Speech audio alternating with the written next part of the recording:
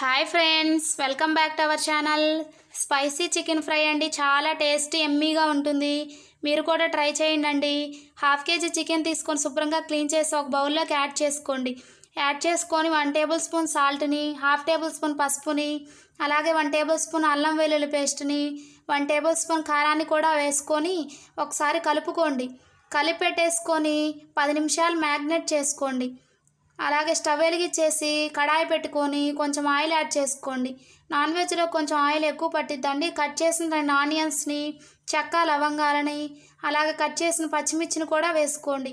వేసుకొని అన్నిటిని ఒకసారి కలుపుకొని ఆనియన్స్ బాగా ఫ్రై అయ్యే వరకు ఫ్రై చేసుకోండి. ఫ్రై అయిన తర్వాత మనం మ్యాగ్నేట్ చేసిన చికెన్ కూడా యాడ్ చేసుకొని ఒకసారి కలుపుకొని హై ఫ్లేమ్లో 2 నిమిషాల పాటు చికెన్ని ఉడికించుకోండి.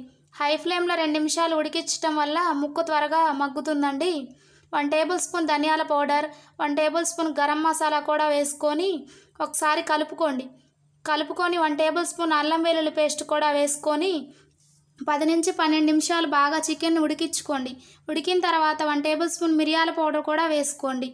కలర్ కోసం అండ్ టేస్ట్ కూడా చాలా బాగుంటుందండి మిరియాల పౌడర్ వేసుకొని ఒకసారి కలుపుకొని టేస్ట్కి తగ్గ కారము, అలాగే టేస్ట్కి తగ్గ సాల్ట్ కూడా సరిపోకపోతే మళ్ళీ యాడ్ చేసుకొని ఒకసారి కలుపుకొని మరి కొద్దిసేపు ఉడకనివ్వండి.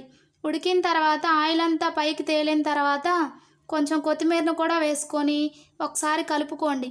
మీకు ముక్క ఉడికిందో లేదో ఒకసారి చెక్ చేసుకోండి. ఉడకపోతే మరో 2 నిమిషాలు ఉడికించుకోండి.